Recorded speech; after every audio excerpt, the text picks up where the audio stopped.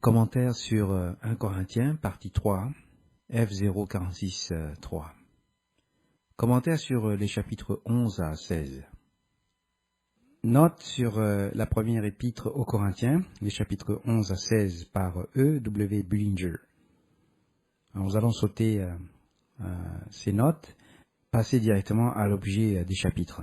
Chapitre 11. Ce chapitre traite de la structure de l'Église, composée et en tant que famille responsable devant Christ. La responsabilité est placée sur l'homme en tant que chef responsable pour assurer la responsabilité envers Christ. Cela ne réduit en aucun cas la responsabilité de la femme dans la foi, mais augmente celle de l'homme envers Christ. Le verset 1 est considéré comme la fin du chapitre 10 plutôt que comme le début du chapitre 11. Les versets 2 à 16 présentent une discussion de la méthode et les modes de culte qui, en réalité, s'étend jusqu'au chapitre 14. Les traditions du verset 2 se retrouvent également dans 2 Thessaloniciens 2, verset 15. Les versets 3 à 5 traitent de la tête. L'homme déshonore sa tête s'il prie et prophétise la tête couverte, ce qui était une tradition développée parmi les pharisiens et d'autres sectes, voire les versets 3 à 4. Le verset 5 traite d'une femme qui prie avec la tête découverte, déshonore sa tête comme si sa tête était rasée. La tradition voulait que les femmes se voilent. Paul déclare alors que l'homme n'a pas été créé pour la femme, mais la femme pour l'homme, voir le verset 8 à 9. Au verset 10 à 11, il déclare qu'une femme doit avoir un voile sur sa tête à cause des anges. Ceci est dû à la doctrine selon laquelle les anges cohabitaient avec les femmes. Voir Genèse 6, versets 2 à 4. Cette doctrine a été niée par Augustin et les trinitaires du 5e siècle, et ainsi les explications sont fournies par les trinitaires modernes selon lesquelles les anges étaient considérés comme administrant l'ordre divin.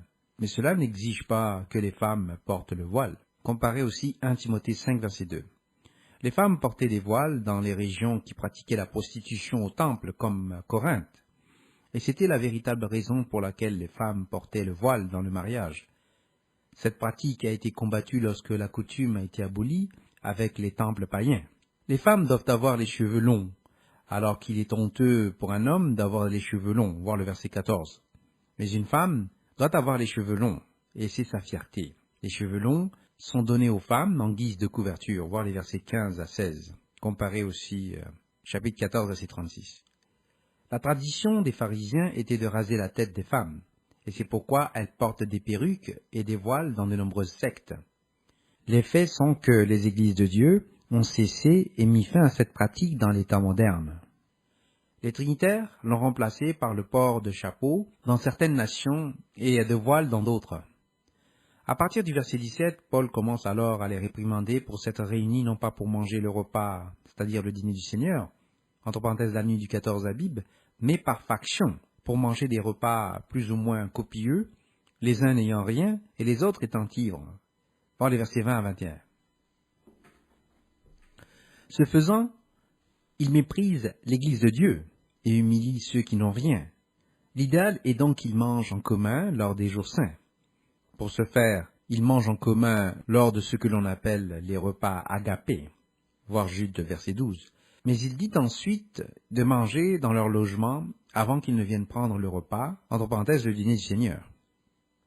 Il est important de noter que l'Église, au 1er siècle, observait le calendrier du temple et le 4e commandement d'observer et de célébrer le sabbat, les nouvelles lunes et les fêtes et les jours saints du calendrier de Dieu, voir le document numéro 156. Ils l'ont fait jusqu'à la réforme du 15e siècle, et notamment dans les églises du Coran. Les églises trinitaires ont abandonné le calendrier du temple et ont adopté le culte du dimanche à partir du 2e siècle à Rome, conjointement avec le sabbat hebdomadaire également, puis ont adopté Easter, la Pâque païenne, de l'an 155 à 192 de notre ère. Ils n'ont adopté Noël qu'en l'an 375 de notre ère en Syrie et en l'an 386 à Jérusalem. Ils ont aboli le sabbat à partir du concile de Laodicée en l'an 366 de notre ère dans les églises trinitaires, mais en aucun cas dans les églises de Dieu. Leur Bible était la Septante, qui était le texte grec des Écritures de l'Ancien Testament.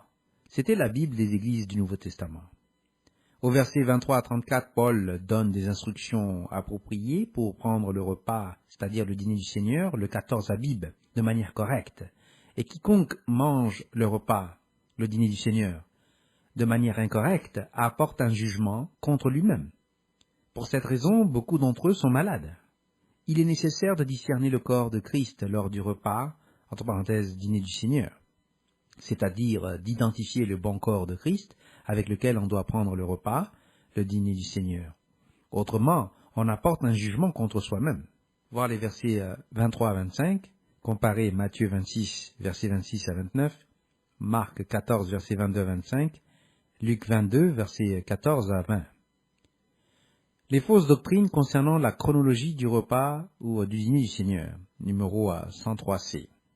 Le dîner du Seigneur symbolise également le sacerdoce Melchisédek. Voir Psaume 110, verset 4, Hébreux 5, verset 6, verset 10, chapitre 6, verset 20, chapitre 7, verset 17, verset 21, dont font partie les individus lorsqu'ils sont baptisés et placés dans le corps de Christ. 1 Pierre 2, verset 5, verset 9, Apocalypse 1, verset 6, chapitre 5, verset 10, chapitre 20, verset 6. C'est ce sacerdoce dont Christ est devenu grand prêtre, et pour lequel nous devenons prêtres, sacrificateurs, et à qui Lévi a donné la dîme, étant dans les reins d'Abraham. Cette séquence importante est expliquée dans le livre aux Hébreux. L'Église de Dieu a célébré le dîner du Seigneur en tant que son événement annuel, principal, réservé à ses membres baptisés. Et cela a toujours été célébré dans la nuit du 14 Abib. Et Paul a réprimandé les Corinthiens pour en avoir fait une fête bien arrosée, d'ivresse, et leur a dit de manger dans leur logement avant d'assister à cette soirée.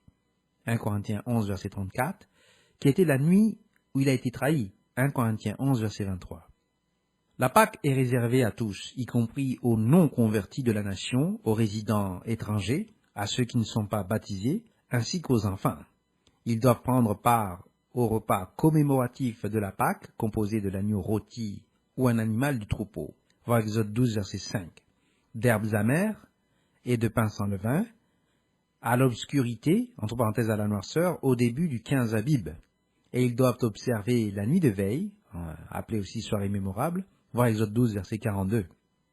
La Pâque est le moyen dynamique pour la ou les nations de ce monde ou de cet âge de comprendre que c'est à travers la nation d'Israël et Moïse que Dieu, par l'entremise de l'ange du Seigneur, a donné ses lois pour toute l'humanité. La Pâque symbolise également la délivrance passée d'Israël de l'Égypte, qui pointe vers la future délivrance de toutes les nations sous le règne de Satan de Babylone. La nuit de veille pointe non seulement vers le passé, lorsque l'ange de la mort est passé au-dessus du camp d'Israël, mais elle souligne et désigne également le retour futur de Christ et le fait que nous devons veiller. Voir Marc 13, versets 32 à 37.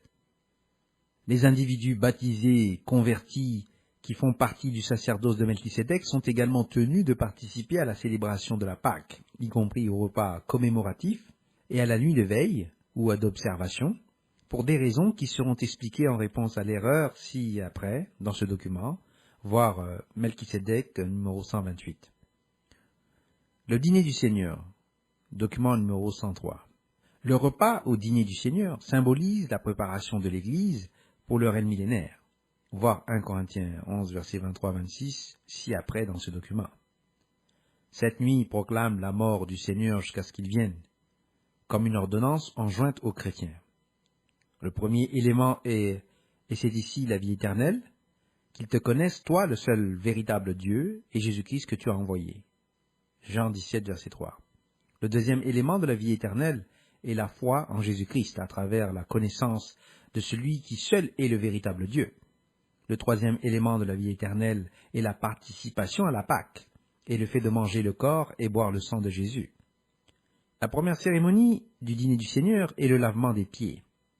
Tout ce processus du lavement des pieds n'est pas seulement un service. Il symbolise la mise de côté ou l'abandon de soi.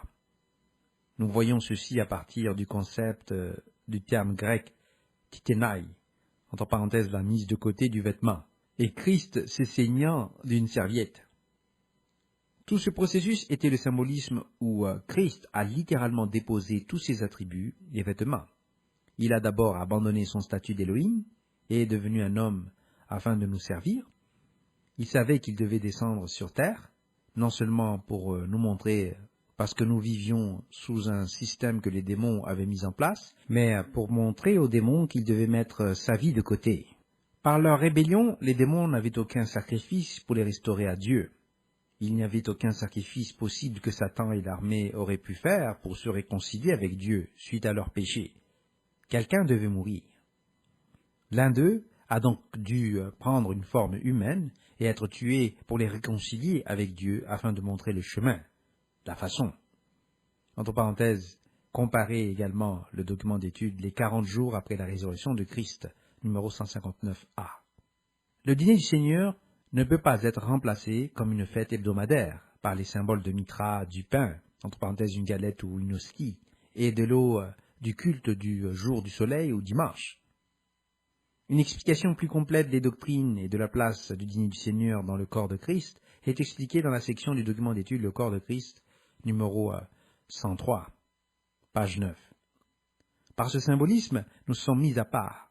Le premier exode devait nous faire sortir d'Égypte et établir la nation d'Israël, afin qu'un lieu puisse être établi où Dieu pourrait révéler son plan à travers ses prophètes. Comparez Jérémie 31, versets 31 à 34. Nous en venons ainsi à connaître tous Dieu dans l'Esprit Saint. Cet aspect est expliqué au chapitre 10. Cette alliance qui a dû être faite a exigé le sacrifice du sang. Comparez le document d'étude l'Alliance de Dieu numéro 152. Comparez Matthieu 26, versets 26 à 28. Cette alliance avec Christ exigeait un sacrifice de sang pour qu'il puisse agir en tant que grand prêtre, souverain sacrificateur. Hébreux 8, verset 3, comparez 1 Corinthiens 10, verset 24. Cet aspect est également expliqué dans le texte La signification du pain et du vin numéro 100, où le vin est le sang de Christ, et le pain est le corps. Le jus de raisin ou l'eau ne convient nullement. Hébreux 1, verset 3 montre que Christ reflète la gloire de Dieu et porte l'empreinte de sa nature, soutenant l'univers par sa parole de puissance. Après avoir fait la purification pour les péchés, il s'est assis à la droite de la majesté dans les lieux très hauts. De même, nous aussi, nous participons à la nature divine. 2 Pierre 1, verset 4. Christ a agi comme une vigne en symbole. Le vin provient des raisins de la vigne. C'est pourquoi le symbole du vigneron se trouve dans Jean 15, verset 1 à 6. Le concept du corps et du sang de Christ est au centre du dîner du Seigneur. Nous symbolisons ce processus à travers les 3 éléments de notre connaissance de celui qui est le seul véritable Dieu et de son Fils Jésus-Christ par la foi en Christ, puis en prenant part au corps et au sang de Christ. Ce sont les 3 éléments qui nous donnent la vie éternelle. Nous ne pouvons pas recevoir la vie éternelle à moins d'avoir l'Esprit Saint et d'exercer ce processus. Nous gardons et observons les commandements de Dieu parce que les Écritures, entre parenthèses et en particulier celles de Jean, nous disent que c'est nécessaire pour la rétention de l'Esprit Saint. Par conséquent, nous devons observer et célébrer le sabbat ainsi que la Pâque afin de conserver l'Esprit Saint et d'être dans la première résurrection. Chapitre 12. Les versets 1 à 3 traitent du fait qu'ils avaient des pratiques païennes qui les amenaient à s'égarer vers des idoles muettes et que plusieurs utilisaient des moyens tels que l'ergote pour obtenir des rituels extatiques. Paul fait ensuite la distinction entre le fait que nul, s'il parle par l'Esprit de Dieu, ne dit Jésus est anathème, et que nul ne peut dire Jésus est le Seigneur si ce n'est par l'Esprit Saint. À partir du verset 4, Paul dit qu'il existe des variétés de dons, mais le même Esprit, et une variété de services, mais le même Seigneur, voir le verset 5, et des variétés de travail, mais le même Seigneur, qui les inspire tous en chacun, voir le verset 6. À chacun est donnée la manifestation de l'Esprit pour le bien commun. Voir le verset 7. À partir des versets 8 à 11, nous voyons que l'Esprit donne à certains une sagesse, à d'autres une connaissance, à d'autres une foi, à d'autres des dons de guérison, à d'autres d'opérer des miracles, à d'autres la capacité de discerner ou de distinguer entre les esprits, à d'autres divers types de langues. Tout cela et par le même esprit qui donne à chacun ce que Dieu veut. Tout comme le corps est un, avec plusieurs membres, et que tous les membres, bien que nombreux, forment un seul corps, il en va de même avec Christ. Car c'est par un seul esprit que nous sommes tous baptisés dans un seul corps, juifs ou grecs, esclaves ou libres, et tous nous avons été abreuvés d'un seul esprit, voir les versets 12 à 13. Car le corps n'est pas constitué d'un seul membre, mais de plusieurs. À partir des versets 15 à 24, Paul explique que de nombreux membres du corps, bien que divers, font toujours partie du même corps, qu'il s'agisse des mains, des yeux, des oreilles, du nez, etc. Comme Dieu a arrangé les organes dans le corps, Dieu a disposé les membres de l'Église comme corps de Christ, chacun d'eux étant indispensable au corps pour fonctionner. Certains nécessitent une plus grande attention, mais chacun est placé là où il fait le plus de bien en servant le corps, en donnant le plus grand honneur à la partie inférieure pour qu'il n'y ait pas de discorde dans le corps, mais pour que tous puissent avoir les mêmes soins pour les membres. Si un membre souffre, tous souffrent. Si un membre est honoré, tous se réjouissent ensemble. Voir les versets 24 à 26. Dans les versets 27 à 31, Paul déclare que nous sommes tous le corps de Christ et que nous sommes individuellement membres. Dieu a établi dans l'Église des apôtres, des prophètes, des enseignants, des faiseurs de miracles, des guérisseurs, des aides, des administrateurs, des locuteurs de divers types de langues, c'est-à-dire des linguistes. Au verset 29, il dit que tous ne sont pas les mêmes. Chacun doit désirer ardemment les dons supérieurs ou s'efforcer de les obtenir. Comparez Romains 12, verset 4 à 5, Éphésiens 4, verset 14 à 16, Colossiens 3, verset 14, Philippiens 1, verset 1. Paul, comme nous le voyons dans 1 Corinthiens chapitre 12, explique que différents dons sont donnés à différentes personnes, selon la volonté de Dieu. Au chapitre 13, Paul poursuit en expliquant que tous ces dons doivent être accompagnés de l'amour divin de Dieu, sinon ils sont sans valeur. Comparez aussi la question des langues numéro 109. Chapitre 13. Ainsi les dons de l'Esprit Saint sont conçus pour s'inscrire dans le cadre du deuxième grand commandement, qui est d'aimer son prochain comme soi-même. Comparez le fruit de l'Esprit Saint numéro 146. Les sous-produits de l'amour. Le produit de l'amour par l'Esprit Saint a de nombreux sous-produits qui l'identifient. Ici, la simple profession de la foi ne suffit pas. Il ne suffit pas d'appeler Christ Seigneur. Elle doit être suivie par des œuvres. Par nos œuvres, nous montrons notre foi. Jacques 2, verset 18. La foi sans les œuvres est morte. Jacques 2, verset 26. Par les œuvres, la foi est rendue parfaite. Jacques 2, verset 20, verset 22. Les œuvres qui perfectionnent la foi sont basées sur l'amour. Au verset 2 à 3, la foi qui sait tout et qui est capable de déplacer des montagnes ne sert à rien, n'est d'aucune utilité. Même le fait de sacrifier sa vie pour de mauvais motifs, et non pas sur la base de l'amour, mais pour s'élever soi-même, ne sert à rien. Au verset 4 à 6, la patience et la gentillesse, l'amabilité, qui illustrent l'Esprit Saint, ne font pas preuve d'arrogance ni d'impolitesse envers les autres. Dieu agit à travers nous par le biais de l'Esprit Saint. Les gens voient ce qu'est Dieu en regardant ce que nous faisons, puis ils ont une idée de ce que Dieu veut qu'il soit. Ainsi, le monde en général juge sur les actions de l'Esprit Saint et fondamentalement sur l'amour de Dieu. L'amour dans le contexte de l'Esprit Saint doit être le genre ou type d'amour par lequel Dieu peut se manifester. L'amour ne s'impose pas. L'amour n'est pas non plus irritable ou rancunier. Afficher les caractéristiques de la patience et de la gentillesse, l'amabilité, exige un véritable regard ou respect pour l'autre. À l'inverse, ces caractéristiques négatives d'arrogance, de grossièreté, d'impolitesse, d'irritation et de ressentiment ne font pas preuve d'une telle considération ou respect. Le concept de se réjouir devant la justice est le genre de triomphe qui est manifesté quand un ami fait bien ou réussit quelque chose. Ainsi, les élus peuvent montrer un réel plaisir lorsqu'un autre réussit. Quand quelqu'un se détourne de l'erreur, il y a une grande joie au ciel. Il doit en être de même pour nous. Pour cette raison, nous supportons tout, espérons tout et croyons tout. Nous endurons tout pour la plus grande gloire de Dieu, parce que nous sommes dévoués à Dieu et à notre prochain dans l'amour. Si nous n'aimons pas notre prochain que nous avons vu, comment pouvons-nous aimer Dieu que nous n'avons pas vu. Nous devons démontrer par un aspect le potentiel ainsi que la réalité de l'autre aspect. Nous devons servir les uns les autres et aimer notre prochain comme nous-mêmes. Galates 5, versets 13 à 14. Et aimer aussi la vérité et être ainsi sauvé. Voir 2 Thessaloniciens 2, verset 10. À partir des versets 8 à 13, nous voyons que l'amour ne cessera jamais parce qu'il procède de la nature de Dieu qui est éternelle. La nature incessante de notre amour pour Dieu est parfaitement égale au don de la vie éternelle, car sans la continuation de l'un, il ne peut y avoir de continuation de l'autre. Le concept de la cessation de la prophétie est lié à l'union et à la connaissance parfaite, qui proviennent de la participation à l'Esprit Saint. À partir de cet aspect, nous partageons la préscience divine. Ainsi, la préscience parfaite sera finalement partagée par Dieu avec les élus.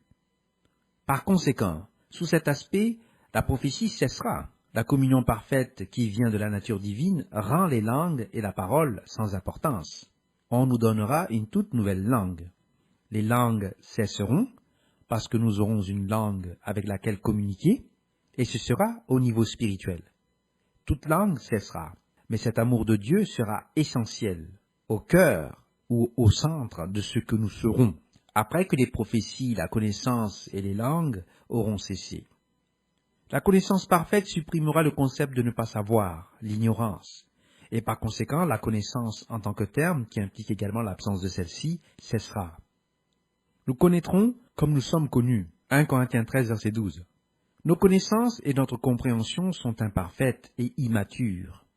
À partir de la première résurrection, nous verrons Dieu face à face en termes spirituels. Le monde spirituel sera exposé dans toute sa puissance. Cela ne peut être vu et partagé que dans l'amour. Sans amour, l'individu est consigné à la deuxième résurrection pour réapprendre et se recycler afin de participer. Ainsi, la compréhension parfaite est fondée et repose sur l'amour de Dieu. Voir le verset 13. 1 Jean 4, verset 19, Romains 5, verset 1 à 5, Philippiens 1, verset 9 à 10, Colossiens 1, verset 4 à 5, 1 Thessaloniciens 1, verset 3, chapitre 5, verset 8. Grâce et par le moyen de l'Esprit Saint, nous sommes capables de développer l'amour vrai et parfait qui est exigé de nous. Cet amour est démontré par la foi sous l'adversité. Ainsi, les aspects de la foi, d'espérance et d'amour sont des aspects interdépendants de l'Esprit Saint, mais l'amour est le plus grand de ces aspects. Chapitre 14. L'amour est donc le but et la caractéristique de l'Église agissant dans la foi. Le chapitre 14, versets 1 à 18 continue, comparez le document numéro 109, en traitant de la question des langues, qui était une doctrine de démons même alors. Elle ne démontre pas l'amour de Dieu et l'amour des uns pour les autres dans l'Esprit Saint. Le don des langues était la capacité de parler dans des langues réelles, qui peuvent être traduites, si nécessaire, par des interprètes accrédités pour l'éducation de l'Église dans différents domaines. Le don des langues était subordonné au don de la prophétie. Comparez le chapitre 12, verset 10. Il est clair ici que ce don a été donné à Paul pour qu'il puisse parler dans des langues qu'il n'a pas apprises, afin de prêcher l'Évangile à ceux qui, autrement, ne seraient pas capables de comprendre. Il y a ici un autre aspect que Paul a apporté et lequel est sa place dans la prière. Ceci est noté dans le document 109, dans la citation du dictionnaire Interpreter's Dictionary of the Bible. Tel que mentionné précédemment dans B, une aide à la dévotion privée, 1 Corinthiens 14, verset 4, comparez Romains 8, verset 26 à 28. 1 Corinthiens 14, verset 19 à 33, continue en montrant que Paul préfère parler dans un discours bien ordonné plutôt que d'utiliser des citations massives dans d'autres langues. Néanmoins, Dieu disciplinera et instruira son peuple par de langues étrangères comme le stipule la loi. Ésaïe 28, versets 11 à 12, ce qui montre que les prophètes font partie de la loi. Plus précisément, l'utilisation désordonnée des langues est considérée ici comme un signe d'instabilité. L'outil de conversion le plus utile est la prophétie claire. Paul poursuit en expliquant les règles d'utilisation de langues ou à des langues étrangères. Cela doit être fait dans l'adoration, dans un discours clair, dans les hymnes, dans les leçons, dans les révélations ou dans l'interprétation. Que tout se fasse dans l'éducation. Les langues ne doivent pas être utilisées à moins qu'il n'y ait un interprète qui connaisse la langue. Dans le cas contraire, ils doivent se taire. Voir les versets 26 à 33. Dieu n'est pas un Dieu de confusion, mais de paix. Voir le verset 33. Les femmes doivent se taire. Voir les versets 34 à 36. Mais peuvent poser des questions, entre parenthèses, lorsqu'elles n'ont pas de mari à interroger. Un prophète reconnaîtra que ce que Paul dit ici est un ordre du Seigneur. Versets 37 à 39. Cherchez à prophétiser et à parler en langue. Cependant, tout doit être fait décemment et dans l'ordre. Voir les versets 39 à 40. Il semblerait donc que le parler en langue soit une partie acceptable de la prédication de l'Évangile, mais il est donné aux individus dans un but précis, comme le sont tous les dons spirituels de Dieu. Dans une région d'église où tous parlent ou au moins comprennent suffisamment la langue parlée, il n'y a pas besoin que cela se produise. Nous savons que dans l'église de Transcarpathie, on rapporte qu'ils parlent en langue. Nous comprenons qu'ils parlent dans une forme ancienne de dialecte dans l'église. Un tel miracle peut être nécessaire ou important là où il ne l'est pas ailleurs. Paul l'a placé comme un don de moindre valeur et a indiqué qu'il pouvait être mal utilisé et mal compris par les observateurs. Il ne doit être utilisé que dans le cadre des directives que Paul a établies et définies pour l'édification de l'Église. Romains 12, versets 6 à 9 est pertinent à cet égard. C'est alors à la fois dans ce qu'on entend et dans ce qu'on dit. Sa place, lorsque c'est correctement appliqué dans l'amour divin de Dieu, doit être dans la prédication de l'Évangile à toutes les nations. Chapitre 15. Ce chapitre traite alors de la résurrection et il est essentiel et important à la compréhension de la foi.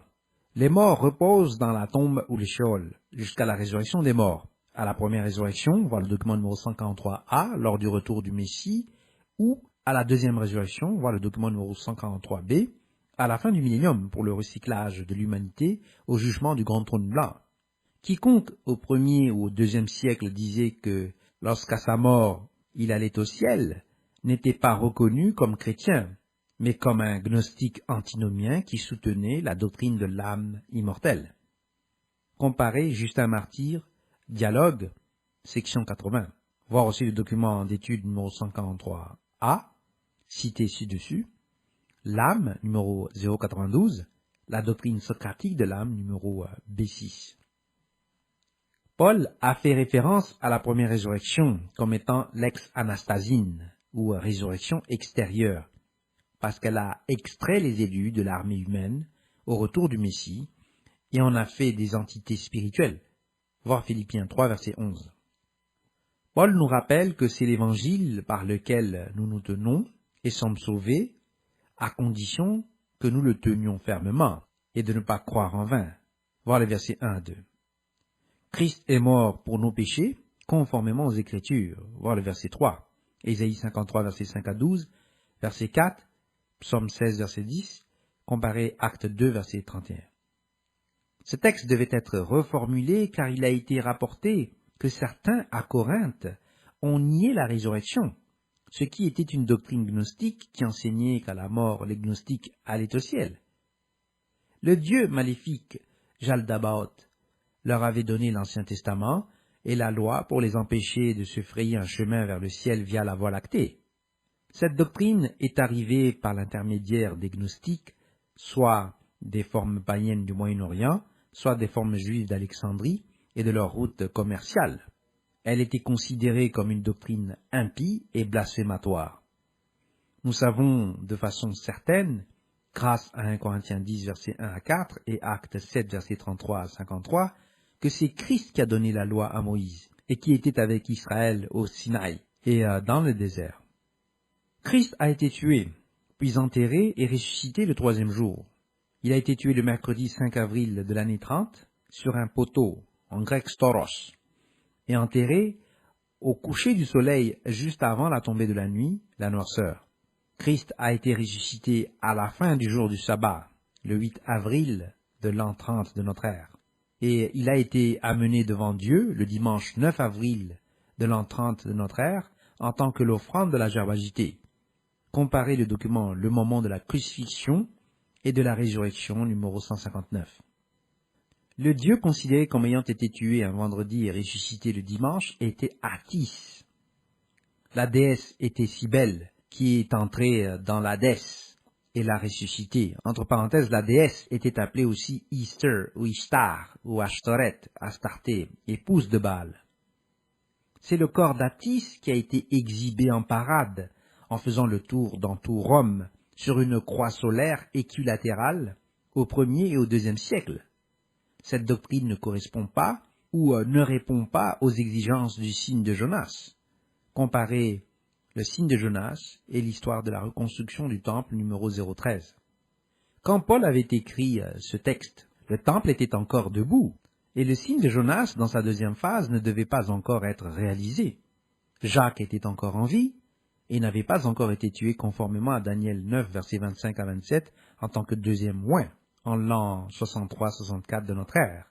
Entre parenthèses, se référer au document d'étude de commentaires sur Daniel chapitre 9, F027, 9. Il est dit que Christ est revenu et est apparu à Céphas, à Jacques, entre parenthèses le frère du Seigneur, voir Galates 1, verset 19, et au reste des 12, voir le verset 5 à 7. Enfin, Christ est apparu en dernier lieu à Paul, comme à l'avorton, verset 8.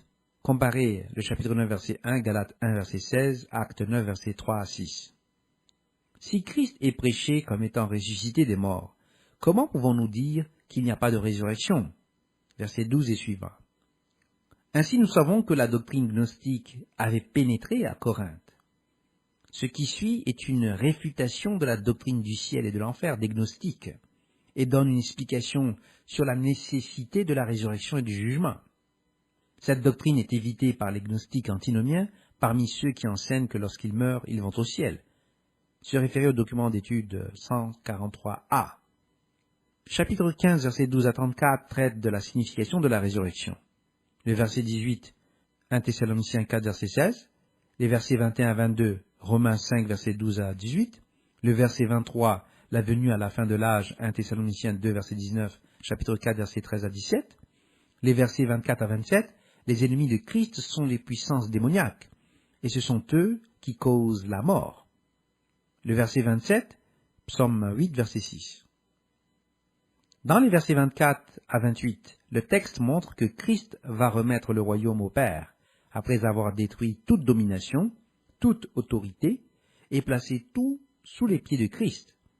À ce stade, entre parenthèses les versets 27 à 28, Paul attaque le binitarisme d'Attis et fait une distinction claire entre le fait que Dieu le Père est exempt des choses placées sous le Messie, et que le Messie rend ou remet l'autorité à Dieu, quand Dieu vient après la deuxième résurrection, voir le document numéro 143b, et du fait que Christ est lui-même soumis au Père en toutes choses, et que Dieu devient alors tout en tous par le moyen de l'Esprit Saint. La vie éternelle est accordée par le moyen de l'Esprit Saint, voir le document d'étude numéro 117. L'âme n'est pas éternelle, et c'est une doctrine impie et blasphématoire. La vie éternelle, voir le document numéro 133, n'est pas possible sans l'Esprit Saint, et n'est accordée qu'après le jugement, ainsi que les transformations finales en des êtres spirituels, soit à la première ou à la deuxième résurrection, après le jugement. Cela a également été expliqué dans l'âme, le document numéro 092. La Bible affirme de manière assez catégorique que les morts le restent jusqu'à la résurrection, qu'il s'agisse de la première ou de la deuxième résurrection. Personne d'autre n'est ressuscité en dehors de Christ. Les autres élus se sont endormis. 1 Thessaloniciens 4, verset 13 à 18.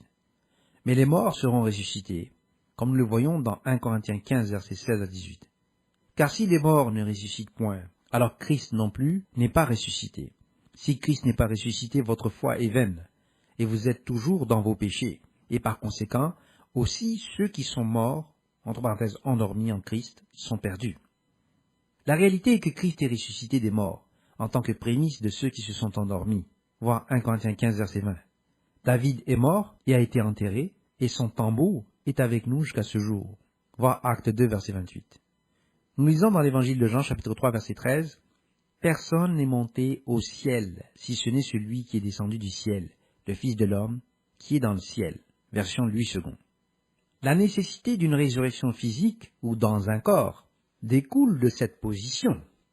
Le déni ou refus de la résurrection dans un corps, qui est devenu à la mode avec le trinitarisme, est incorrect, car cela découle d'une mauvaise compréhension de la séquence des sacrifices et des offrandes de la Pâque. Il est nécessaire de traiter ici de la résurrection en détail, pour comprendre la relation de Christ et de l'humanité avec Dieu, et la manière dont la Bible dit que l'homme doit hériter la vie éternelle. La vie de Christ a été donnée en rançon pour plusieurs. Matthieu 20, verset 28, Marc 10, verset 45. 1 Pierre 3, verset 18 affirme que Christ est mort pour les péchés et les brebis, voir Jean 10, verset 11. Paul affirme que Christ est mort et a été ressuscité, et que l'affirmation de la mort et de la résurrection de Christ est fondamentale pour la foi, tout comme l'est la résurrection générale des morts, voir 1 Corinthiens 15, versets 12 à 14. La résurrection est générale. La logique de cette déclaration de Paul est que le mécanisme de la mort et de la résurrection de Christ est le même que celui des élus, pour lesquels Christ est mort, voir 1 Jean 3, verset 16. La résurrection, d'après Apocalypse 20, verset 4 et suivant, s'étend ensuite à l'humanité en général. Christ avait la vie en lui-même par grâce et octroi du Père, voir Jean 5, verset 26. Christ était considéré comme le dernier Adam. Paul répond à la question sur le processus de la résurrection dans les versets 35 à 49. Paul déclare que la chair et le sang ne peuvent pas hériter du royaume de Dieu, ni que le périssable n'hérite de l'impérissable, voir le verset 50. Le mécanisme est compris comme le passage d'une structure humaine à une renaissance par le baptême après le repentir, en tant qu'adulte conscient et repentant, appelé par Dieu. Ainsi, le baptême ne peut avoir lieu qu'après la repentance à l'âge adulte et en tant qu'adulte. Alors que le texte de Marc, chapitre 16, des versets 9 à 20 est généralement admis comme étant un ajout à l'original, ou une restauration du texte, entre parenthèses, et qui aurait dû être supprimé très tôt, le texte du verset 16 démontre que le concept de repentir par la foi était essentiel au salut. Mais celui qui ne croit pas sera condamné, montre que la repentance et la foi étaient les conditions préalables essentielles au baptême. Ainsi, un enfant ne peut pas recevoir ce droit, car il ne peut pas faire preuve ou manifester de repentir. Le baptême des enfants est donc contraire au mécanisme de la structure et a été ainsi compris au tout premier siècle. La Bible elle-même nous dit que la résurrection des morts, ainsi que la compréhension de la structure spirituelle, était en controverse entre les sectes juives. Les Sadduciens ont enseigné qu'il n'y avait aucune résurrection des morts, ni d'anges, ni d'esprits, voir Acte 23, verset 8. Les pharisiens croyaient aux deux, voir Acte 23, verset 8. Et Christ a soutenu que c'étaient les pharisiens qui étaient assis sur le siège de Moïse et qu'il fallait leur obéir. Voir Matthieu 23, verset 2. Les Sadduciens semblent avoir adopté une forme de structure matérialiste qui cherchait à éviter tout système immatériel. Paul a développé la structure pour incorporer le retour de Christ. Il est évident pour tout étudiant de la Bible que sur le laps de temps de 2000 ans, de nombreux élus sont morts. Ce processus, à cause du concept de la réception de l'Esprit Saint lors du baptême, était connu comme s'étant endormi.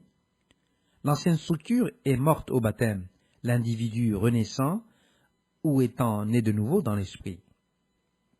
Paul dit au verset 51 à 53 que nous ne dormirons pas tous, mais que nous serons tous changés en un instant à la dernière trompette.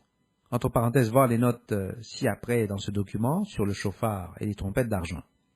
En d'autres termes, il y aura une résurrection des morts, et alors tous ceux qui sont vivants avec eux seront transformés en des êtres spirituels à la dernière trompette et emmenés au Messie à Jérusalem. Le processus dont il est question est la première résurrection des morts, dont on parle dans Apocalypse 20, verset 4, comparé ex anastasine Philippiens 3, verset 11. La deuxième résurrection est celle qui se produit après les 1000 ans du règne terrestre de Christ. Il s'agit de la résurrection générale des morts mentionnée dans Apocalypse 20, versets 11 à 15. À 1 Thessaloniciens 4, verset 15, Paul dit que nous ne devancerons pas ou ne précéderons pas ceux qui se sont endormis. Christ descendra et les morts en Christ ceux qui sont baptisés et qui sont morts, seront d'abord ressuscités, et ensuite, ensemble avec ceux qui sont vivants, ils seront transformés ou changés en pur esprit. Le mécanisme du processus est examiné plus en détail dans l'ouvrage Le problème du mal, numéro 118. Ces êtres spirituels seront ensuite rassemblés à Christ à Jérusalem, à partir duquel sera gouverné le monde sous Christ pour le millénaire ou 1000 ans. Zacharie chapitre 14 traite de cette période. Le processus de son établissement est noté dans Zacharie 14, versets 1 à 15. Les exigences de se déplacer pour se rendre et d'être présent à Jérusalem et d'observer et de célébrer la fête des cabanes, c'est-à-dire des tentes ou tabernacles, afin d'avoir la pluie en sa saison, sont notées. Il y a d'après ces écritures l'existence de deux catégories d'entités sur la planète au cours des 1000 ans, lors du retour de Christ. Ce sont les élus spirituels sous Christ et les survivants humains des guerres des derniers jours qui recevront les conseils et directives pour établir la planète. Les élus seront les guides de la structure humaine restante. Voir Ésaïe 30, verset 21. Les chauffards et les trompettes d'argent. Voir le document numéro 047. En référence au son du chauffard, 1 Corinthiens 15, verset 52 déclare que, en un instant, en un clin d'œil, à la dernière trompette, car la trompette sonnera, et les morts ressusciteront incorruptibles, et nous serons changés. Au moment de l'octroi de la loi au temps de Moïse, jusqu'au jugement final et à la résurrection de la dernière créature de Dieu, le chauffard était sonné pour commencer, et le chauffard a été sonné pour finir. Tout comme la sonnerie annonce que l'école est ouverte et le clairon annonce le réveil, le chauffard est sonné pour rassembler, rallier la création à l'action et au changement. Il est de la responsabilité de l'Église de faire retentir les trompettes et de donner des messages clairs. Nous devons être toujours prêts à l'écoute de la trompette de 1 Thessaloniciens 4, versets 16 à 17. Car le Seigneur lui-même a un signal donné, à la voix d'un archange, et au son de la trompette de Dieu, descendra du ciel, et les morts en Christ ressusciteront premièrement. Ensuite, nous les vivants, qui serons restés, nous serons tous ensemble enlevés avec eux sur des nuées, à la rencontre du Seigneur dans les airs, et ainsi nous serons toujours avec le Seigneur. Chapitre 16. Le dernier chapitre concerne l'administration de l'Église. La dîme et les offrandes ne sont habituellement pas perçues le jour du sabbat, des nouvelles lunes ainsi que des jours saints, et ce, conformément à la loi. Voir le document Le prélèvement de la dîme, numéro 161. C'est pourquoi Paul a mis de côté, à la fois à Corinthe et en Galatie, une collecte financière le premier jour de chaque semaine, qui suivait le sabbat du 7e jour, qui était le jour du culte sacré conformément au 4e commandement. Cette somme était destinée à la subsistance de l'église de Jérusalem, qui était persécutée, voir le verset 3. Ce n'était pas certain si Paul devait s'y rendre avec les officiers désignés. L'église ne se réunissait pas pour le culte ce jour-là, et ça n'a jamais été sacré, sauf quand cela était une nouvelle lune ou un jour saint, selon le calendrier du temple, voir le document numéro 156. Ce n'est qu'en l'an 111 de notre ère que ce jour a commencé à être introduit côte à côte, en même temps que le sabbat, et ce à partir de Rome, en tant que jour supplémentaire pour les collectes et pour faciliter l'entrée dans le christianisme des adorateurs fidèles d'Atis et des cultes de Baal.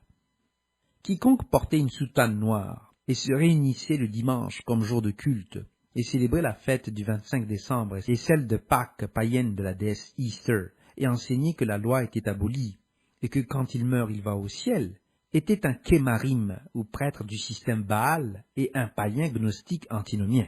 Ces gens n'étaient pas du tout chrétiens. À la fin du IVe siècle, ces gens se plaignaient du fait que les chrétiens romains avaient volé toute leur doctrine. Paul déclare son intention de se rendre en Macédoine, voir le verset 5, comparé Acte 19, verset 21. Paul dit qu'il pourrait même passer l'hiver avec eux et l'utiliser comme plaque tournante, entre parenthèses, centre de ses visites. Paul dit qu'il a l'intention de rester à Éphèse jusqu'à la Pentecôte. Il dit qu'une grande porte s'est ouverte à lui, mais il y a beaucoup d'adversaires, voir le verset 9, comparé Acte 18, verset 19, chapitre 19, verset 9. Paul dit que Timothée est en train de venir à Corinthe, et dit qu'ils doivent le mettre à l'aise parmi eux, voir le verset 10, et qu'il doit retourner auprès de Paul, à Éphèse, avec les frères, voir le verset 11, comparé la première et deuxième épître de Timothée. Apollos, comparé Actes 18, versets 24 à 26, devait venir, mais pas encore. Il viendra dès qu'il en aura l'occasion. Au verset 13 et suivant, Paul les exhorte à être courageux et forts, et à s'unir et à se tenir ensemble dans l'amour. À partir du verset 15 et suivant, Paul établit la maison de Stéphanas, voilà le chapitre 1, verset 16, comme la première et la clé du leadership à Corinthe, et de travailler pour ceux qui travaillent à partir de là. Il fait l'éloge de Stéphanas, de Fortunatus et Archaïcus parce qu'ils l'ont soutenu et ont compensé l'absence des frères corinthiens. Ils devaient être reconnus, entre parenthèses, être distingués pour leur service. À partir du verset 19, les églises d'Asie saluent aussi Aquila et Prisca, voir Actes 18, verset 2, Romains 16, verset 3, 2 Timothée 4, verset 19, et tous les membres qui se trouvent dans l'église dans leur maison. Comparez Philippiens chapitre 1. Paul dit qu'ils doivent tous se saluer par un saint baiser. Comparez Romains 16, verset 16. À partir du verset 21 et suivant, Paul dit qu'il écrit cette salutation de sa propre main. Comparez 2 Thessaloniciens 3, verset 17.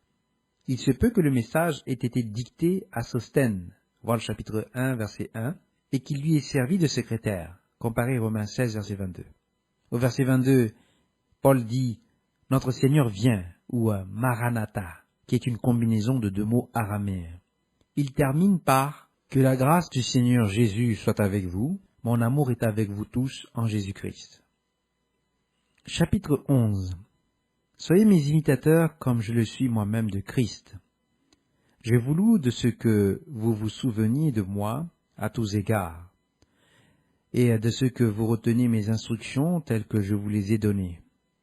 Je veux cependant que vous sachiez que Christ est le chef de tout homme, et que l'homme est le chef de la femme, et que Dieu est le chef de Christ.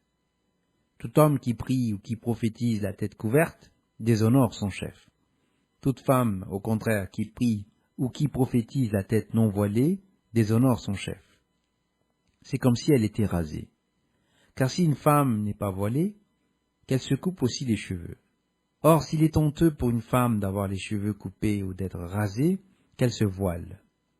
L'homme ne doit pas se couvrir la tête, puisqu'il est l'image et la gloire de Dieu, tandis que la femme est la gloire de l'homme. En effet, l'homme n'a pas été tiré de la femme, mais la femme a été tirée de l'homme. Et l'homme n'a pas été créé à cause de la femme, mais la femme a été créée à cause de l'homme. C'est pourquoi la femme, à cause des anges, doit avoir sur la tête une marque de l'autorité dont elle dépend. Toutefois, dans le Seigneur, la femme n'est point sans l'homme, ni l'homme sans la femme. Car de même que la femme a été tirée de l'homme, de même l'homme existe par la femme, et tout vient de Dieu. Jugez-en vous-même. Est-il convenable qu'une femme prie Dieu sans être voilée? La nature elle-même ne vous enseigne-t-elle pas que c'est une honte pour l'homme de porter de longs cheveux, mais que c'est une gloire pour la femme d'en porter, parce que la chevelure lui a été donnée comme voile? Si quelqu'un se plaît à contester, nous n'avons pas cette habitude non plus que les églises de Dieu.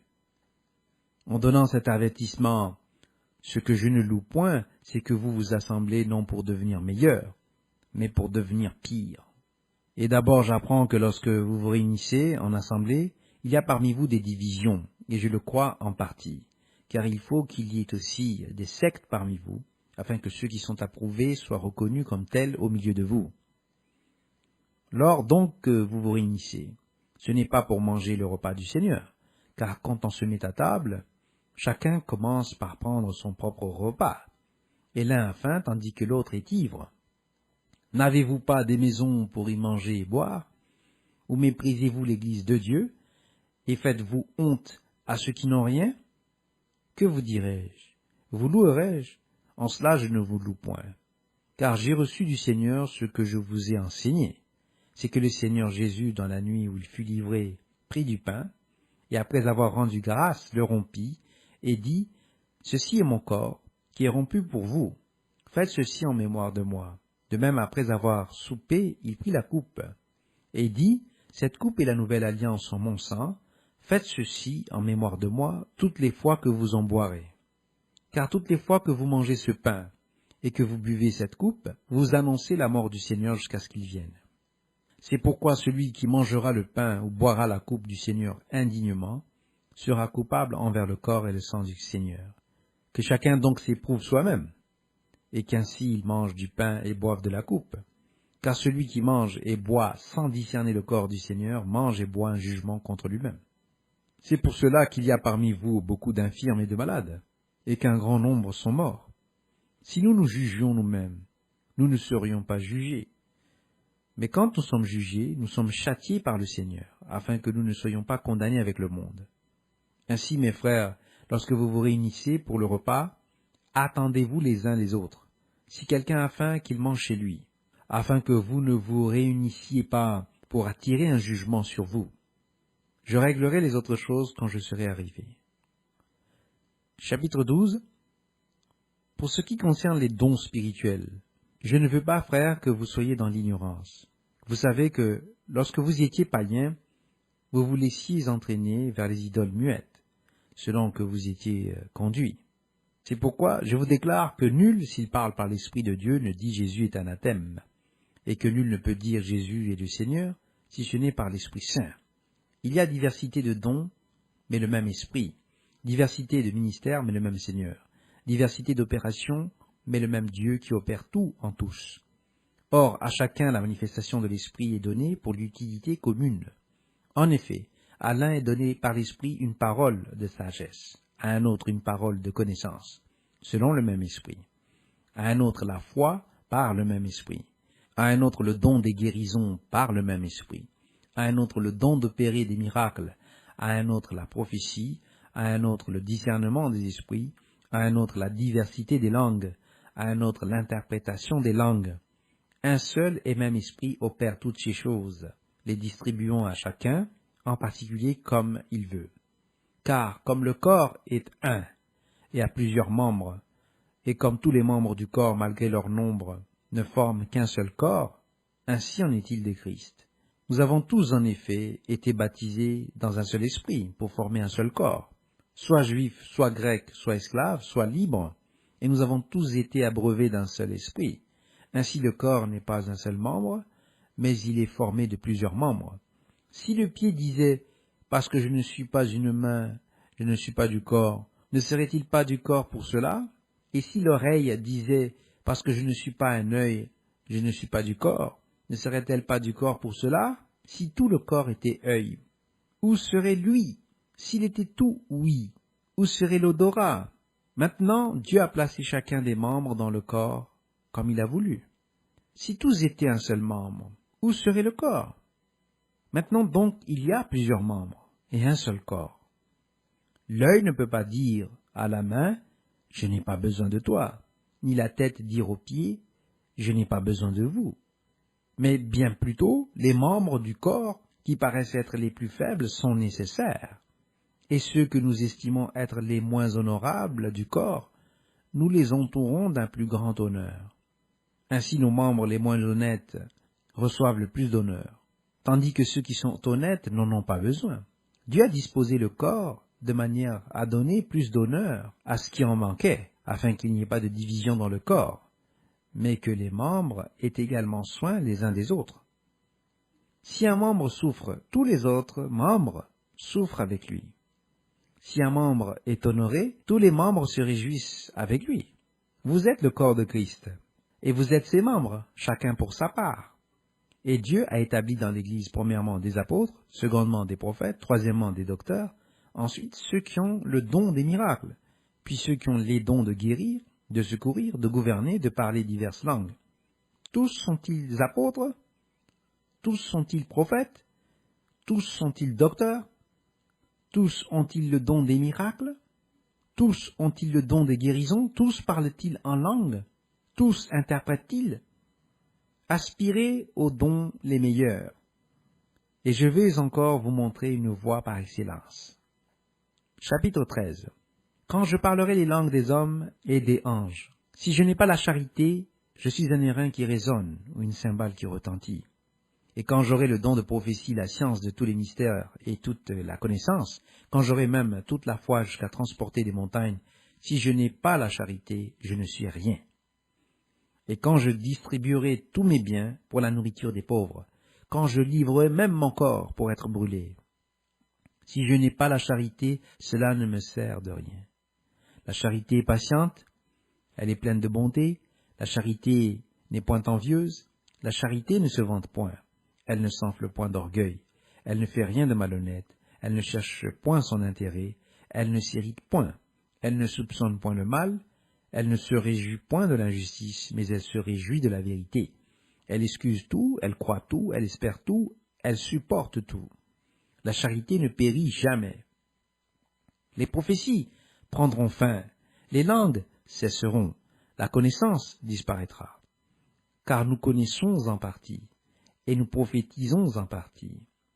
Mais quand ce qui est parfait sera venu, ce qui est partiel disparaîtra. Lorsque j'étais enfant, je parlais comme un enfant, je pensais comme un enfant, je raisonnais comme un enfant. Lorsque je suis devenu homme, j'ai fait disparaître ce qui est de l'enfant. Aujourd'hui, nous voyons au moyen d'un miroir, d'une manière obscure, mais alors, nous verrons face à face. Aujourd'hui, je connais en partie, mais alors, je connaîtrai comme j'ai été connu. Maintenant donc, ces trois choses demeurent, la foi, l'espérance, la charité. Mais la plus grande de ces choses, c'est la charité. Chapitre 14. Recherchez la charité. Aspirez aussi aux dons spirituels, mais surtout à celui de prophétie. En effet, celui qui parle en langue ne parle pas aux hommes, mais à Dieu, car personne ne le comprend, et c'est en esprit qu'il dit des mystères. Celui qui prophétise, au contraire, parle aux hommes, les édifie, les exhorte, les console. Celui qui parle en langue s'édifie lui-même. Celui qui prophétise édifie l'Église. Je désire que vous parliez tous en langue, mais encore plus que vous prophétisiez. Celui qui prophétise est plus grand que celui qui parle en langue, à moins que ce dernier n'interprète, pour que l'Église en reçoive de l'édification. Et maintenant, frères, de quelle utilité vous serais-je si je venais à vous parlant en langue? Et si je ne vous parlais pas par révélation, ou par connaissance, ou par prophétie, ou par doctrine? Si les objets inanimés qui rendent un son, comme une flûte ou une harpe, ne rendent pas des sons distincts, comment reconnaîtra-t-on ce qui est joué sur la flûte ou sur la harpe? Et si la trompette rend un son confus, qui se préparera au combat? De même, vous, si par la langue vous ne donnez pas une parole distincte, comment saura-t-on ce que vous dites? Car vous parlerez en l'air. Quelque nombreuses que puissent être dans le monde les diverses langues, il n'en est aucune qui ne soit une langue intelligible. Si donc je connais pas le sens de la langue, je serai un barbare pour celui qui parle, et celui qui parle sera un barbare pour moi. De même, vous, puisque vous aspirez aux dons spirituels, que ce soit pour l'édification de l'Église que vous cherchez à en posséder abondamment, c'est pourquoi que celui qui parle en langue prie pour avoir le don d'interpréter. Car si je prie en langue, mon esprit est en prière, mais mon intelligence demeure stérile. Que faire donc? Je prierai par l'esprit, mais je prierai aussi avec l'intelligence. Je chanterai par l'esprit, mais je chanterai aussi avec l'intelligence. Autrement, si tu rends grâce par l'esprit, comment celui qui est dans les rangs de l'homme du peuple répondra-t-il Amen à ton action de grâce, puisqu'il ne sait pas ce que tu dis? Tu rends, il est vrai, d'excellentes actions de grâce, mais l'autre n'est pas édifié. Je rends grâce à Dieu de ce que je parle en langue plus que vous tous. Mais dans l'Église, j'aime mieux dire 5 paroles avec mon intelligence, afin d'instruire aussi les autres, que 10 000 paroles en langue. Frères, ne soyez pas des enfants sous le rapport du jugement, mais pour la malice, soyez enfants, et à l'égard du jugement, soyez des hommes faits.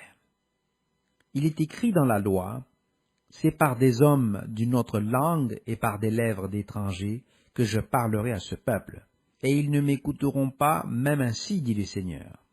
Par conséquent, les langues sont un signe non pour les croyants, mais pour les non-croyants.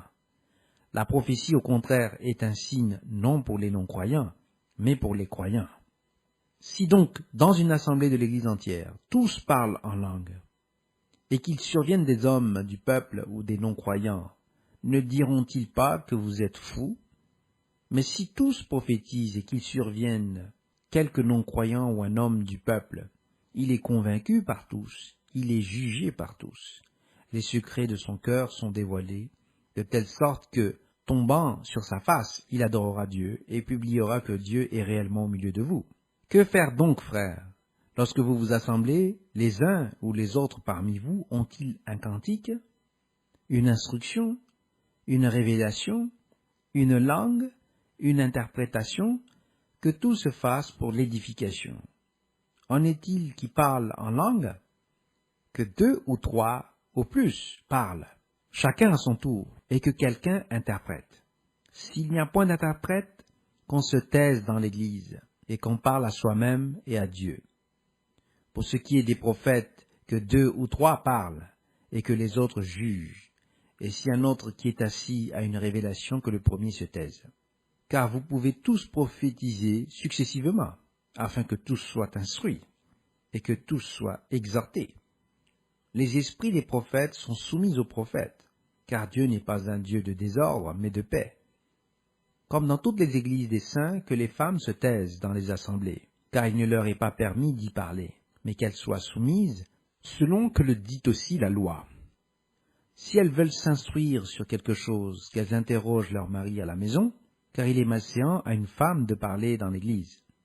Est-ce de chez vous que la parole de Dieu est sortie, ou est-ce à vous seul qu'elle est parvenue? Si quelqu'un croit être prophète ou inspiré, qu'il reconnaisse que ce que je vous écris est un commandement du Seigneur. Et si quelqu'un l'ignore, qu'il l'ignore. Ainsi donc, frères, aspirez au don de prophétie, et n'empêchez pas de parler en langue, mais que tout se fasse avec bienséance et avec ordre. Chapitre 15. Je vous rappelle, frères, l'évangile que je vous ai annoncé, que vous avez reçu, dans lequel vous avez persévéré, et par lequel vous êtes sauvés, si vous le retenez tel que je vous l'ai annoncé. Autrement, vous auriez cru en vain.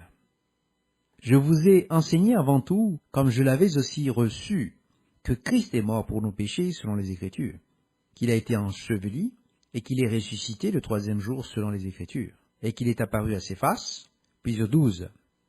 Ensuite, il est apparu à plus de 500 frères à la fois, dont la plupart sont encore vivants, et dont quelques-uns sont morts. Ensuite, il est apparu à Jacques, puis à tous les apôtres. Après eux tous, il m'est aussi apparu à moi, comme à l'avorton, car je suis le moindre des apôtres. Je ne suis pas digne d'être appelé apôtre, parce que j'ai persécuté l'Église de Dieu.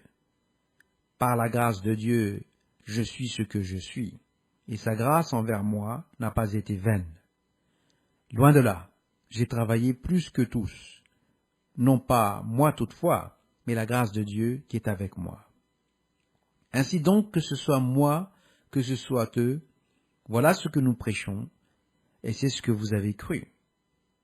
Or, si l'on prêche que Christ est ressuscité des morts, comment quelques-uns parmi vous disent-ils qu'il n'y a point de résurrection des morts? S'il n'y a point de résurrection des morts, Christ non plus n'est pas ressuscité. Et si Christ n'est pas ressuscité, notre prédication est donc vaine, et votre foi aussi est vaine. Il se trouve même que nous sommes de faux témoins à l'égard de Dieu, puisque nous avons témoigné contre Dieu qu'il a ressuscité Christ, tandis qu'il ne l'aurait pas ressuscité, si les morts ne ressuscitent point. Car si les morts ne ressuscitent point, Christ non plus n'est pas ressuscité. Et si Christ n'est pas ressuscité, votre foi est vaine, vous êtes encore dans vos péchés, et par conséquent aussi ceux qui sont morts en Christ sont perdus. Si c'est dans cette vie seulement que nous espérons en Christ, nous sommes les plus malheureux de tous les hommes. Mais maintenant, Christ est ressuscité des morts. Il est les prémices de ceux qui sont morts. Car puisque la mort est venue par un homme, c'est aussi par un homme qu'est venue la résurrection des morts. Et comme tous meurent en Adam, de même aussi tous revivront en Christ, mais chacun en son rang. Christ comme prémisse, puis ceux qui appartiennent à Christ lors de son avènement. Ensuite viendra la fin, quand il remettra le royaume à celui qui est Dieu et Père, après avoir détruit toute domination, toute autorité et toute puissance.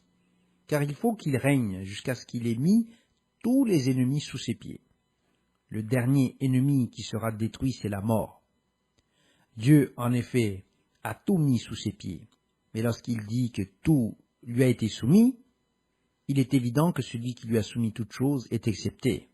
Et lorsque toutes choses lui auront été soumises, alors le Fils lui-même sera soumis à celui qui lui a soumis toutes choses, afin que Dieu soit tout en tous. Autrement, que feraient ceux qui se font baptiser pour les morts? Si les morts ne ressuscitent absolument pas, pourquoi se font-ils baptiser pour eux? Et nous, pourquoi sommes-nous à toute heure en péril? Chaque jour je suis exposé à la mort, je l'atteste, frères, par la gloire dont vous êtes pour moi le sujet en Jésus-Christ notre Seigneur. Si c'est dans des vues humaines que j'ai combattu contre les bêtes à Éphèse, quel avantage m'en revient-il? Si les morts ne ressuscitent pas, mangeons et buvons, car demain nous mourrons. Ne vous y trompez pas, les mauvaises compagnies corrompent les bonnes mœurs. Revenez à vous-même, comme il est convenable, et ne péchez point, car quelques-uns ne connaissent pas Dieu, je le dis à votre honte. Mais quelqu'un dira, comment les morts ressuscitent-ils? Et avec quel corps reviennent-ils? Insensé, ce que tu sèmes ne reprend point vie, s'il ne meurt. Et ce que tu sèmes, ce n'est pas le corps qui naîtra. C'est un simple grain de blé peut-être, ou de quelque autre semence, puis Dieu lui donne un corps comme il lui plaît. Et à chaque semence, il donne un corps qui lui est propre. Toute chair n'est pas la même chair, mais autre est la chair des hommes, autre celle des quadrupèdes, autre celle des oiseaux, autre celle des poissons. Il y a aussi des corps célestes et des corps terrestres, mais autre est l'éclat des corps célestes, autre celui des corps terrestres, autre est l'éclat du soleil, autre l'éclat de la lune, et autre l'éclat des étoiles. Même une étoile diffère en éclat d'une autre étoile. Ainsi en est-il de la résurrection des morts. Le corps est semé corruptible, il ressuscite incorruptible. Il est semé méprisable, il ressuscite glorieux. Il est semé infirme, il ressuscite plein de force. Il est semé corps animal, il ressuscite corps spirituel. S'il y a un corps animal, il y a aussi un corps spirituel. C'est pourquoi il est écrit le premier homme, Adam, devint une âme vivante. Le dernier Adam est devenu un esprit vivifiant. Mais ce qui est spirituel n'est pas le premier. C'est ce qui est animal. Ce qui est spirituel vient ensuite. Le premier homme, tiré de la terre, est terrestre. Le second homme est du ciel. Tel est le terrestre, tels sont aussi les terrestres. Tel est le céleste, tels sont aussi les célestes. Et de même que nous avons porté l'image du terrestre, nous porterons aussi l'image du céleste. Ce que je dis, frères, c'est que la chair et le sang ne peuvent hériter le royaume de Dieu, et que la corruption n'hérite pas l'incorruptibilité. Voici, je vous dis un mystère. Nous ne mourrons pas tous, mais tous nous serons changés, en un instant, en un clin d'œil, à la dernière trompette. La trompette sonnera, et les morts ressusciteront incorruptibles, et nous serons changés, car il faut que ce corps corruptible revête l'incorruptibilité, et que ce corps mortel revête l'immortalité. Lorsque ce corps corruptible aura revêtu l'incorruptibilité, et que ce corps mortel aura revêtu l'immortalité, alors s'accomplira la parole qui est écrite, la mort a été engloutie dans la victoire. Ô mort, où est ta victoire? Ô mort, où est ton aiguillon? L'aiguillon de la mort, c'est le péché, et la puissance du péché, c'est la loi. Mais grâce soit rendue à Dieu, qui nous donne la victoire par notre Seigneur Jésus-Christ. Ainsi, mes frères bien-aimés, soyez fermes, inébranlables, travaillant de mieux en mieux à l'œuvre du Seigneur, sachant que votre travail ne sera pas vain dans le Seigneur. Chapitre 16. Pour ce qui concerne la collecte en faveur des saints, agissez, vous aussi, comme je l'ai ordonné aux églises de la Galatie. Que chacun de vous, le premier jour de la semaine, mette à part chez lui ce qu'il pourra, selon sa prospérité, afin qu'on n'attende pas mon arrivée pour recueillir les dons. Et quand je serai venu, j'enverrai avec des lettres pour porter vos libéralités à Jérusalem, les personnes que vous aurez approuvées. Si la chose mérite que j'y aille moi-même, elles feront le voyage avec moi. J'irai chez vous quand j'aurai traversé la Macédoine, car je traverserai la Macédoine. Peut-être séjournerai-je auprès de vous, ou même y passerai-je l'hiver, afin que vous m'accompagniez là où je me rendrai. Je ne veux pas cette fois vous voir en passant, mais j'espère demeurer quelque temps auprès de vous si le Seigneur le permet. Je resterai néanmoins à Éphèse jusqu'à la Pentecôte, car une porte grande et d'un accès efficace m'est ouverte, et les adversaires sont nombreux. Si Timothée arrive, faites en sorte qu'il soit sans crainte parmi vous, car il travaille comme moi à l'œuvre du Seigneur. Que personne donc ne le méprise. Accompagnez-le en paix, afin qu'il vienne vers moi, car je l'attends avec les frères. Pour ce qui est du frère Apollos, je l'ai beaucoup exhorté à se rendre chez vous avec les frères, mais ce n'était décidément pas sa volonté de le faire maintenant. Il partira quand il en aura l'occasion. Veillez, demeurez fermes dans la foi, soyez des hommes, fortifiez-vous. Que tout ce que vous faites se fasse avec charité. Encore une recommandation que je vous adresse, frères. Vous savez que la famille de Stéphanas est les prémices de la caille et qu'elle s'est dévouée au service des saints. Ayez vous aussi de la déférence pour de tels hommes et pour tous ceux qui travaillent à la même œuvre. Je me réjouis de la présence de Stéphanas, de Fortunatus et d'Achaïcus. Ils ont suppléé à votre absence, car ils ont tranquillisé mon esprit et le vôtre. Sachez donc apprécier de tels hommes. Les églises d'Asie vous saluent, Aquilas et Priscille, avec l'église qui est dans leur maison, vous saluent beaucoup dans le Seigneur. Tous les frères vous saluent, saluez-vous les uns les autres par un saint baiser. Je vous salue, moi Paul, de ma propre main. Si quelqu'un n'aime pas le Seigneur, qu'il soit anathème. Maranatha. Que la grâce du Seigneur Jésus soit avec vous. Mon amour est avec vous tous en Jésus-Christ. Version Louis II. Voir les notes de Billinger sur 1 Corinthiens, les chapitres 11 à 16 pour la Bible version King James. Ces notes sont disponibles en anglais uniquement, ci-après, dans ce document. Fin de la lecture, commentaire sur 1 Corinthiens, partie 3, F046.3.